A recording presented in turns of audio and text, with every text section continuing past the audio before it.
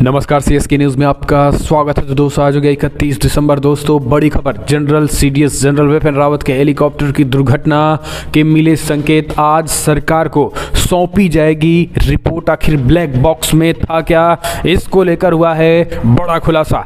दूसरी बड़ी अपडेट निकल के आ रही है दोस्तों, आत्मनिर्भर की ओर एक और कदम। भारत का रक्षा मंत्रालय ने 351 रक्षा उपकरणों के आयात पर लगाया बैन। इसके साथ भारत में बनेंगे सेना के कपड़े। तीसरी बड़ी अपडेट निकल के आ रही है, अफगानिस्तान आतंकियों के रडार पर सीपीसी की प्रोजेक्ट पाकिस्तान सरकार ने बताया। आपको बता दें, अब अफगानियों ने, जी हां, अफगानी आतंकियों ने सीपीसी को पूरी तरीके से तबाह करने का ऐलान। चाइना को पड़ा भारी। चौथी बड़ी अपडेट, नेपाल में भी हो रहा है चीनी निवेश का भयंकर विरोध। नेपाली हितों का नुकसान हो रहा है, ये नेपाली पीएम ने कहा है। दरअसल भारत दौरे से पहले चीन का नेपाल में जोरदार विरोध हो रहा है। तो एक एक करके बताएंगे। जहां पर ड्रैगन ने बदल दिया अरुणाचल प्रदेश से सटे 15 इलाकों के नाम, बताया चीन की संप्रभुता, तो हम आपको बताएंगे। और इस बीच बड़ी खबर निकल के आ रही है, पाकिस्तान में तोड़ा गया था पवित्र मंदिर। अब भारत, यूएसए, यूएई के 250 हिंदू श्रद्धालु दर्शन करने जाएंगे। आखिर क्या है पूरा माजरा, तो एक एक करके खबर विस्तार से आपको बताएंगे। जहां पर चीन की सैटेलाइट ने बढ़ाई अमेरिका की यूएस आर्मी की मुश्किलें, 42 सेकंड में कैप्चर कर सकती हैं किसी भी अमेरिकी शहर को, तो ये भी हम आपको बताएंगे। लेकिन उससे पहले एक छोटा सा निवेदन, अगर आपने चैनल को सब्सक्राइब नहीं किया तो पल पल के अपडेट के लिए चैनल को सब्सक्राइब करना ना भूले। दोस्तों, 5 राज्यों के विधानसभा चुनाव को लेकर भी बड़ी खबर आई है, तो सब कुछ खबरें जानेंगे। लेकिन कमेंट के माध्यम से पहले जय हिंद लिखना मत भूलेगा देश की इंडियन आर्मी के लिए। दोस्तों, दरअसल पहली बड़ी अपडेट निकल के आ रही है। तो दोस्तों, सीडीएस जनरल विपिन रावत की मौत आखिर कैसे हुई है, वो राज खुलने वाले हैं आज ब्लैक बॉक्स में। आखिर क्या था, सरकार को सौंपी जाएगी जांच रिपोर्ट। जी हाँ दोस्तों, बीते 8 दिसंबर को chief of defence staff general Vipin Rawat की हेलीकॉप्टर दुर्घटना की जांच के लिए गठित तीनों सेनाओं की जांच टीम सरकार को अपनी रिपोर्ट 31 दिसंबर को सौंप सकती है। जांच दल का नेतृत्व एयर मार्शल मानवेंद्र सिंह कर रहे हैं और इसमें सेना और नौसेना के 2 ब्रिगेडियर रैंक के अधिकारी शामिल हैं। सरकारी सूत्रों ने बताया है कि जांच रिपोर्ट 31 दिसंबर तक सरकार को सौंपे जाने की उम्मीद है। अधिकारियों ने इस हादसे की छानबीन करके विस्तृत रिपोर्ट तैयार कर ली है और इसमें ब्लैक बॉक्स से प्राप्त आंकड़े का गहन विश्लेषण किया जा चुका है। सूत्रों का मानना है कि मामले की प्रारंभिक जांच से पता चलता है कि दुर्घटना अचानक हुई थी। हादसे की छानबीन के लिए मूल उपकरण निर्माताओं की भी मदद मांगी गई है, यानी दुर्घटना अचानक एकाएक हुई है। भारतीय वायुसेना ने कहा है कि रिपोर्ट जमा की जानी बाकी है और इस हादसे में देश ने अपने सबसे घनिष्ठ वरिष्ठ सैन्य अधिकारी को खोया है। तो दोस्तों, आज जो है ब्लैक बॉक्स में था क्या, आखिर जो दुर्घटना हुई ये कैसे हुई, ये सब कुछ जानकारी आज सरकार को सौंपी जाएगी और कल तक ये खुलासे हो सकते हैं कि आखिर किस वजह से जो है वो हेलीकॉप्टर दुर्घटनाग्रस्त हुआ। हम चलते हैं एक और अपडेट, आत्मनिर्भर की ओर एक और कदम। भारत रक्षा मंत्रालय ने 351 रक्षा उपकरणों के आयात पर लगाया बैन। अब केवल और केवल बनेगा भारत में। दोस्तों, रक्षा मंत्रालय ने आत्मनिर्भर और स्वदेशीकरण की ओर एक और बड़ा कदम उठा दिया है। रक्षा मंत्रालय ने बुधवार को 351 प्रणालियों और घटकों के आयात पर पाबंदी लगा दी है। समाचार एजेंसी पीटीआई की रिपोर्ट्स के मुताबिक रक्षा मंत्रालय ने 351 साजो सामान की एक नई सूची की घोषणा की है, जिनमें अगले साल दिसंबर से शुरू होने वाली समय सीमा के तहत आयात करने की अनुमति नहीं होगी। बीते 16 महीनों में मंत्रालय की ओर से जारी की गई ये तीसरी सूची है। देश को सैन्य उपकरणों के निर्माण का केंद्र बनाने का मकसद ये फैसला लिया गया है। दोस्तों, पीटीआई ने अपने रिपोर्ट्स में कहा है कि मंत्रालय ने 25 वस्तुओं की एक सूची भी जारी की गई है जिनका उत्पादन देश में ही किया जा रहा है। इसके बारे में कहा गया है कि साजो सामान पहले ही स्वदेशी हो चुके हैं। रक्षा मंत्रालय में आत्मनिर्भरता हासिल करने और आयात पर निर्भरता को कम करने के प्रयासों के तहत रक्षा मंत्रालय लगातार इससे कदम उठा रहा है। रक्षा मंत्रालय की ओर से बयान जारी किया गया है। तो दोस्तों, जो स्वदेशीकरण किए गए वो सारी चीज़ें होंगी और इसके साथ ही आपको बता दें तमाम तरीके के, चाहे रक्षा मंत्रालय की ओर से हाथ पर बैन लगाने वाले साजो सामान, लेजर चेतावनी sensor, high pressure check valve, high pressure globe valve, घुसपैठ का पता लगाने की प्रणाली, विभिन्न प्रकार के केबल, सॉकेट, आइसोलेटर शामिल हैं। अब भारत में ही बड़े पैमाने पे ये सारी चीज़ें बनाई जाएंगी। हम चलते हैं एक और अपडेट लेते हैं।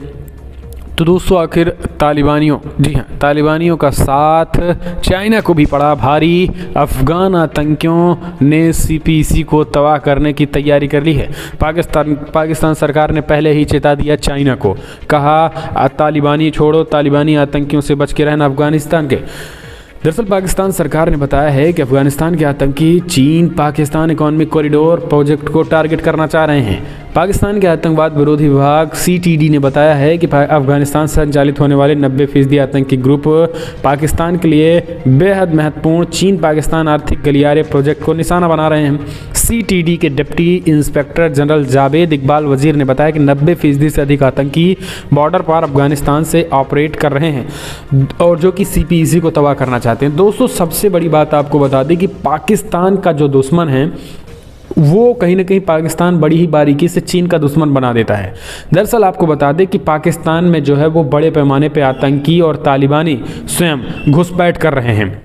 अब जो है पाकिस्तान और जब तालिबानी खास करके पाकिस्तान में घुसपैठ कर रहे हैं तो उन तालिबानियों और पाकिस्तानियों को सीधा CPEC जोड़कर पाकिस्तान चीन को ये बताना चाहता है कि आपके ही प्रोजेक्ट पे खतरा है। असल में खतरा पाकिस्तान। हम चलते हैं एक और अपडेट। ड्रैगन ने बदले अरुणाचल प्रदेश से सटे 15 इलाकों के नाम, बताया चीन की संप्रभुता। दोस्तों भारत और चीन के बीच तनाव जारी है और यह तनाव कम होने का नाम नहीं ले रहा है। अब चीन ने एक बार फिर से भारत को उकसाने वाली हरकत की है। चीन ने अरुणाचल प्रदेश के नज़दीकी जगहों के नाम बदल दिए हैं। तिब्बती संस्कृति को खत्म करने में जुटे चीन ने चीनी शब्दों में इन जगहों के नाम रखे और इसे अपना अधिकार बता दिया है। ग्लोबल टाइम्स की रिपोर्ट्स बताती है कि चीन के नागरिक मंत्रालय के नियमों के मुताबिक जगनान यानी चीन अरुणाचल प्रदेश के दक्षिणी तिब्बत या जगनान कहता रहा है में चीनी अक्षर तिब्बती और रोमन वर्णमाला में जगहों का मानवीकरण है, यानी कई जगहों को बदल दिया है और इसे चीन ने अपनी संप्रभुता बताया। हम चलते हैं और अपडेट लेते हैं। तो दोस्तों चीन की सैटेलाइट ने बढ़ाई US आर्मी की मुश्किलें। 42 सेकंड में कैप्चर कर सकती हैं किसी भी अमेरिकी शहर की तस्वीर। जी हाँ, दरअसल हाइपरसोनिक मिसाइल की टेस्ट कर सुर्खियां बटोरने के बाद चाइना एक जासूसी सैटेलाइट को लेकर फिर से चर्चा में है। चीन का दावा है कि उसकी सैटेलाइट कुछ ही सेकंड में किसी भी अमेरिकी शहर की तस्वीर जो है वो कैप्चर कर सकती है। चीन की बीजिंग 3 सैटेलाइट अंतरिक्ष से किसी भी अमेरिकी शहरों की हाई रिजोल्यूशन तस्वीरें ले सकता है। दरअसल सोमवार 27 दिसंबर को चीन के वैज्ञानिक ने कहा है कि बीजिंग 3 नाम की जून में लॉन्च की गई 1 टन वजनी कॉमर्शियल सैटेलाइट ने सैन फ्रांसिस्को खाड़ी जो कि 38 वर्ग किलोमीटर के मुख्य क्षेत्र का गहन मूल्यांकन पूरा किया है। उन्होंने दावा किया कि इस सैटेलाइट ने केवल 32 सेकंड में एक अमेरिकी शहर के चारों ओर एक बड़े एरिया की तस्वीरों को कैप्चर किया है, जो कि कई कॉमर्शियल सैटेलाइट की तुलना में बहुत तेज है। तो दोस्तों हम कह सकते हैं कि चाइना अब घर बैठे दुनिया की किसी भी इलाके की तस्वीरें जो हैं वो सीधी सीधी चाइना ले सकता है और इससे एक बड़े पैमाने पे जासूसी जो है वो चाइना की बैठे बैठे चाइना ने पूरी दुनिया की जासूसी करने का तरीका ढूंढ निकाला है। हम चलते हैं एक और अपडेट लेते हैं। दोस्तों पाकिस्तान में तोड़ा गया था पवित्र मंदिर, अब भारत US UAE के 250 हिंदू श्रद्धालु दर्शन करने जाएंगे। दोस्तों दरअसल अभी हाल ही में पाकिस्तान और खैबर पख्तूनख्वा प्रक्षेप में हिंदुओं के एक पवित्र मंदिर में तोड़फोड़ की गई थी। अब इस मंदिर में भारत समेत कुछ अन्य देशों के 250 श्रद्धालु दर्शन के लिए जाएंगे। दरअसल गुरुवार को एक मीडिया रिपोर्ट्स में एक बात की जानकारी दी गई है कि हिंदू श्रद्धालु परमहंस जी महाराज के दर्शन के लिए यहां आएंगे। आपको बता दें परमहंस जी महाराज का निधन साल 1999 प्रक्षेप के कारक जिले में स्थित टेरी गाँव में हुआ था। इसके बाद साल 1920 में मंदिर का निर्माण किया गया था।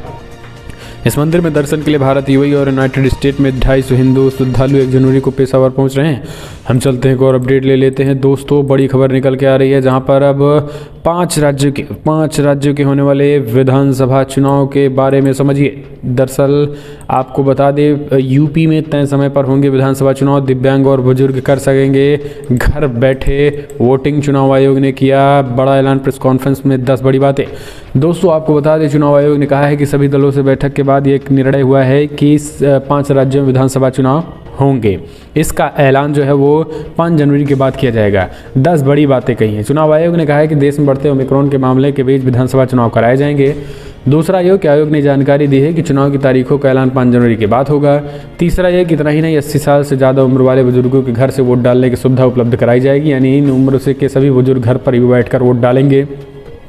चौथा, कोरोना से संक्रमित मरीज भी अपने वोट डालने के अधिकार का प्रयोग कर सकेंगे और आयोग के मुताबिक कोविड संक्रमित लोग घर से ही वोट कास्ट कर सकेंगे। इसके लिए चुनाव आयोग के प्रतिनिधि पीपीई किट पहनकर मरीजों के घर भी जाएंगे। आयोग इसके साथ पांचवा, आयोग ने एक महत्वपूर्ण जानकारी दी है और इसमें कहा गया है कि इस बार कोरोना को देखते हुए वोट डालने के समय को 1 घंटा बढ़ाया जाएगा, यानी मतदान सुबह 8 बजे से शाम 6 बजे तक होगा और इससे पहले वोटिंग का समय सुबह 8 बजे से शाम 5 बजे तक था। इसके साथ ही कई ऐसी बड़ी बातें हैं, 800 मतदाता केंद्र होंगे, तो ये सब कुछ जो है चुनाव को लेकर है। हम चलते हैं एक और अपडेट लेते हैं दोस्तों। बड़ी खबर, नेपाल में हो रहा है चीनी निवेशों का भारी विरोध। नेपाली पीएम के भारत दौरे से पहले जोरदार विरोध, चीन को नहीं होगा कोई फायदा। दोस्तों, एक समाचार रिपोर्ट में कहा गया है कि नेपाल में चीनी निवेश को स्थानीय आबादी के प्रतिरोध का सामना करना पड़ रहा है, क्योंकि वहां कई लोग बुनियादी ढांचों में नेपाली हितों को नुकसान पहुंचते देख रहे हैं। कहा जा रहा है कि इससे केवल चीन को फायदा पहुंच रहा है। द सिंगापुर पोस्ट के अनुसार नेपाल के दारुचुला जिले में चीन द्वारा निर्मित चमेलिया जल विद्युत परियोजना के सामने चुनौतियां आ रही हैं और इस कारण इस परियोजना का पूरा होने में देरी हो रही है, जिससे इनकी लागत अधिक बढ़ रही है। चीन द्वारा निर्मित 30 मेगावाट की चमोलिया जल विद्युत परियोजना अब तक की सबसे महंगी परियोजना में से एक है। द सिंगापुर पोस्ट की रिपोर्ट में कहा गया है कि रन ऑफ द रिवर परियोजना 2010 में शुरू किया गया था और 3 साल के लक्ष्य के मुकाबले इसे पूरा करने में 10 साल लग जाएंगे और इसके अलावा चमोलिया परियोजना की लागत शुरू से ही 6 मिलियन नेपाली रुपए आरोप लगाया गया था। इससे आपको बता दें कि नेपाली पीएम जो है वो भारत दौरे पर आने वाले हैं, प्रधानमंत्री नरेंद्र मोदी संग मीटिंग है। लेकिन उससे पहले आपको बता दें कि हालत और ख़ास करके जो चाइना की बातें हैं वो चाइना की मुश्किलें बढ़ने लगी हैं। हम चलते हैं एक और अपडेट ले लेते हैं दोस्तों। भारत का डंका, भारत ने दक्षिण अफ्रीका को 113 रन से हराया, सेंचुरियन से में पहली बड़ी जीत दर्ज की। दोस्तों, भारतीय क्रिकेट ने एक बार फिर से डंका बजाया है। सेंचुरियन टेस्ट में टीम इंडिया की ऐतिहासिक जीत हुई। भारतीय टीम ने पहले टेस्ट में दक्षिण अफ्रीका को 113 रनों से हरा दिया। सेंचुरियन के मैदान में भारत ने पहली जीत दर्ज की है। टॉस जीतकर पहले बल्लेबाजी करने उतरे भारत ने पहली पारी में 327 रन बनाए थे। भारत के सलामी बल्लेबाज लोकेश राहुल और मयंक अग्रवाल ने पहले विकेट के लिए 117 रनों की साझेदारी की नींव रखी थी और आपको बता दें ये बड़ी जीत। हम चलते हैं एक और अपडेट लेते हैं। प्रधानमंत्री नरेंद्र मोदी बोले, मेरा 7 साल का रिकॉर्ड देख लीजिए, पुरानी चीज़ों को ठीक करने में ही मेरा समय जा रहा है। हल्द्वानी में बोले पीएम मोदी। दरअसल हल्द्वानी में 17,500 करोड़ रुपए की 23 परियोजना का उद्घाटन और शिलान्यास किया। 23 परियोजनाओं में से 14,000 करोड़ रुपए से अधिक की 17 परियोजनाओं की आधारशिला रखी गई। इन परियोजनाओं में सिंचाई, सड़क, आवास, स्वास्थ्य, बुनियादी ढांचे, उद्योग, स्वच्छता, पेयजल आपूर्ति से जुड़ी योजनाएं शामिल हैं। इन कार्यक्रम में कई सड़क चौड़ीकरण परियोजना, पिथौरागढ़ में एक जल विद्युत योजना और नैनीताल में सीवरेज नेटवर्क में सुधार के लिए परियोजना समेत 6 परियोजनाओं का उद्घाटन किया है। दरअसल पीएम मोदी ने कहा है कि 7 साल का रिकॉर्ड देख लीजिए, तो पुरानी चीज़ों को ठीक कराने में ही हमारा समय जा रहा है। हम चलते हैं एक और अपडेट लेते हैं दोस्तों। आपको बता दें बड़ी खबर निकल के आ रही है, जहां पर जब्त खजाना वापस मांगने कोर्ट पहुंच गया पीयूष जैन। बोला, टैक्स पेनल्टी के 52 करोड़ काट कर बाकी मुझे दो। दोस्तों, सैकड़ों करोड़ की काली कमाई के मामले में पीयूष जैन ने अदालत से मांग की है कि मेरे ऊपर टैक्स चोरी और पेनाल्टी समेत 52 करोड़ रुपए का टैक्स बनता है। Directorate general of GST intelligence 52 crore रुपए काट कर रकम बाकी मुझे कर दे। इस संबंध में पीयूष जैन की ओर से कोर्ट में आवेदन दिए गए हैं। फिलहाल पीयूष जैन 14 दिन की न्यायिक हिरासत में कानपुर जेल में बंद हैं। तो ये बड़ी खबर निकल के आ रही है दोस्तों। कश्मीर में सुरक्षा बलों के हाथ लगी बड़ी सफलता, जैश ए मोहम्मद के 6 आतंकियों को किया गया सेना ने किया ढेर। जम्मू कश्मीर में सुरक्षा बलों के द्वारा आतंकवाद पर कड़ा प्रहार लगातार जारी है। इसके लिए बड़े पैमाने पर अभियान भी चलाए जा रहे हैं और जम्मू कश्मीर को आज पिछले 12 घंटों में 6 आतंकियों को ताबड़तोड़ ढेर किया गया है। ये बेहद बड़ी खबर निकल के आ रही है कश्मीर जोन में ही। दोस्तों, कल प्रेस कॉन्फ्रेंस करके आईजी विजय कुमार ने कहा था कि 70% आतंकियों को घाटी से हमने या तो ढेर कर दिया है या तो गिरफ्तार कर लिया है और उनके आकाओं हो या उनके सहयोगी हो, सबका सफाया हो रहा है। और इतना कहने के बाद, प्रेस कॉन्फ्रेंस करने के बाद ही अगले 12 घंटों में 6 और आतंकियों को ढेर कर देना, ये जम्मू कश्मीर में सेना की बड़ी कामयाबी है। इसके साथ अलग अलग मुठभेड़ों में 2 पाकिस्तानी नागरिक सहित प्रतिबंधित आतंकी संगठन जैश ए मोहम्मद से जुड़े 6 आतंकियों को भी मार गिराया गया है। पुलिस ने गुरुवार सुबह इस बात की जानकारी आज दी है। कश्मीर जोन के महानिरीक्षक विजय कुमार के हवाले से ट्वीट करके कहा गया है कि 2 अलग अलग मुठभेड़ों में आतंकवादी संगठन जैश ए मोहम्मद के 6 आतंकवादी मारे गए हैं। मारे गए आतंकियों में 4 की पहचान 2 पाकिस्तानी और 2 स्थानीय आतंकियों के रूप में की गई है। तो ये बेहद बड़ी खबर निकल के आ रही है। सेना के लिए 1 लाइक बनता ही है। जय जवान लिखे। हम चलते हैं एक और अपडेट। काफी विरोध के बीच नागालैंड में आपसा को 6 महीनों के लिए बढ़ा दिया गया है। गृह मंत्रालय ने जारी कर दिया है आदेश। बड़ी खबर दोस्तों, नागालैंड में arms forces special power act 1958 यानी आपसा अभी लागू रहेगा। गृह मंत्रालय की तरफ से जारी एक आदेश में कहा गया है कि नागालैंड में ये कानून अभी अगले 6 महीनों तक लागू रहेगा। इस कानून में सुरक्षा बलों को विशेष शक्तियां हासिल है। अभी कुछ समय पहले ही कानून का नागालैंड में विरोध हो रहा था और इसे हटाने की मांग उठ रही थी। इसी बीच इस कानून को 6 महीने का विस्तार दिए जाने की वजह से राज्य में एक बार फिर से इसका विरोध हुआ। केंद्र सरकार ने पूरे नागालैंड को डिस्टर्ब एरिया घोषित कर दिया है। सरकार की तरफ से कहा गया है कि नागालैंड इतनी अशांत खतरनाक स्थिति में है कि नागरिक प्रशासन की मदद के लिए सशस्त्र बलों का इस्तेमाल आवश्यक है। आपको बता दें कि इस कानून के तहत सेना 5 या इससे ज़्यादा लोगों को इकट्ठा होने से रोक सकती है। इसके तहत सेना को चेतावनी देकर गोली मारने का भी अधिकार है। ये कानून सेना को बिना वारंट के किसी भी को भी गिरफ्तार करने की ताकत देता है। हम चलते हैं एक और अपडेट लेते हैं। बड़ी खबर निकल के आ रही है दोस्तों, पाकिस्तान का पूरी तरीके से जो बेस हवाई फाइटर जेट का राफेल ने वो तबाह कर दिया है। जी हाँ, राफेल के आने से पाकिस्तान में खलबली मची है और उनके सारे के सारे फाइटर जेट वो निष्क्रिय हो चुके हैं, जिस वजह से अब चाइना से नए 25 J-10-6 लड़ाकू विमान खरीदने का ऐलान किया है। दोस्तों, भारत के राफेल फाइटर जेट से घबराई पाकिस्तान के इमरान खान ने अब अपने ही सांसद का विरोध दरकिनार करते हुए चीन से 25 फाइटर जेट और स्क्वाड्रन की खरीद ली है। पाकिस्तान के गृहमंत्री शेख रशीद ने बुधवार को इस चीनी विमान सौदे की जानकारी दी। शेख रशीद ने बताया कि J-10C का पूरा स्क्वाड्रन अगले साल 30 मार्च को पाकिस्तान दिवस समारोह में हिस्सा लेगा। चीन का दावा है कि J-10C विमान दुनिया के सर्वश्रेष्ठ लड़ाकू विमानों में से एक है, लेकिन खुद पाकिस्तान के एक सांसद इसकी क्षमता पर गंभीर सवालिया निशान लिए हैं। दोस्तों, चाइना का जितना भी कूड़ा कबाड़ा माल है वो पाकिस्तान ले रहा है, इमरान खान ले रहा है और इसी को देखते हुए पाकिस्तान के सांसदों ने इस पर विरोध भी जताया है कि भाई हमारे ही देश में पाकिस्तान का कूड़ा कचड़ा, चाइना का कूड़ा कचड़ा क्यों इकट्ठा किया जाए। इसी को लेकर विरोध भी जारी है। हम चलते हैं एक और अपडेट लेते हैं। भारत ने डेमचोक में बना दी दुनिया की सबसे ऊंची सड़क, चीन की बढ़ेगी टेंशन। दोस्तों, केंद्रीय रक्षा मंत्री राजनाथ सिंह ने 28 दिसंबर को भारत के बॉर्डर इलाकों में प्रमुख इंफ्रास्ट्रक्चर प्रोजेक्ट का उद्घाटन किया है। चाइना के साथ करीब 20 महीने से जारी गतिरोध के बीच रक्षा मंत्री ने रणनीतिक क्षमताओं की मजबूती की बात की है। उद्घाटन किए गए प्रोजेक्ट में 4 राज्यों और 2 केंद्र शासित प्रदेशों में सीमा संगठन VRO द्वारा निर्मित 24 पुल और 3 सड़कें शामिल हैं। 24 पुलों में 9 जम्मू और कश्मीर, 5 लद्दाख और हिमाचल प्रदेश, चीन, उत्तराखंड और 1 सिक्किम और अरुणाचल प्रदेश में हैं। 3 सड़कों में 2 से लद्दाख और 1 पश्चिमी बंगाल में है। तो दोस्तों, चाइना की मुश्किलें कम होने का नाम नहीं ले रही हैं। हम चलते हैं एक और अपडेट लेते हैं। तो दोस्तों, भारत से डरा पाकिस्तान का नया ISI चीफ नदीम अंजुम, कहा मीडिया से कहा हमारी फोटो ना जारी करें क्योंकि भारत के हाथों लग सकती हैं। दोस्तों, पाकिस्तान की खुफिया एजेंसी इंटर सर्विसेज इंटेलिजेंस यानी ISI के नवनियुक्त प्रमुख लेफ्टिनेंट जनरल नदीम अंजुम ने अधिकारियों को निर्देश दिया है कि वो मीडिया को उनकी तस्वीरें या वीडियो फुटेज जारी ना करें क्योंकि वो भारत और भारत की रॉ यानी खुफिया एजेंसी के हाथ लग सकती हैं। मीडिया की खबर के मुताबिक कहा गया है कि पाकिस्तान के असैन्य और सैन्य नेतृत्व के बीच लंबे गतिरोध के बाद पिछले महीने अंजुम को ISI का महानिदेशक यानी ISI चीफ बनाया गया था। अंजुम को लेकर पाकिस्तान में काफ़ी विवाद भी है। पाकिस्तानी अंजुम ने लेफ्टिनेंट जनरल फैज़ हमीद की जगह ली हुई है। यही कारण है कि अभी भी तालिबान के सत्ता काबिज होने पर काबुल में एक रिपोर्टर के साथ हमीद की बातचीत में वीडियो सामने है। तो एक तरीके से हम कह सकते हैं कि पाकिस्तान का नया ISI चीफ पहले ही भारत से डरा बैठा है। तो आखिर वो आगे क्या कर सकता है, ये भी देखने की ही बात होगी। हम चलते हैं एक और अपडेट। ओमिक्रॉन के बीच UAE कुवैत की यात्रा पर लगा ओमिक्रॉन का ग्रहण, जनवरी में होने वाला दौरा हुआ स्थगित। कोरोना वायरस के ओमिक्रॉन वेरिएंट को लेकर बढ़ती चिंता के बीच पीएम मोदी की संयुक्त अरब अमीरात और कुवैत की यात्रा स्थगित कर दी गई। पीएम मोदी का खाड़ी के इन दो मुल्कों का दौरा 6 जनवरी को होने वाला था।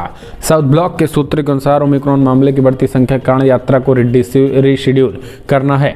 संभवतः फरवरी में खाड़ी देशों की इस यात्रा का आयोजित किया जा सकता है। कोरोना वायरस का ओमिक्रॉन वेरिएंट दुनिया भर में तेजी से फैल रहा है। अमेरिका और यूरोप इससे बुरी तरीके से प्रभावित हुए हैं। अमेरिका ओमिक्रॉन वेरिएंट के अब डेल्टा वेरिएंट की जगह ले ली है और देश में 58% मामलों के इसी तरीके से अमेरिका में ओमिक्रॉन वेरिएंट अब डेल्टा में भी लिया और 58% मामले में वेरिएंट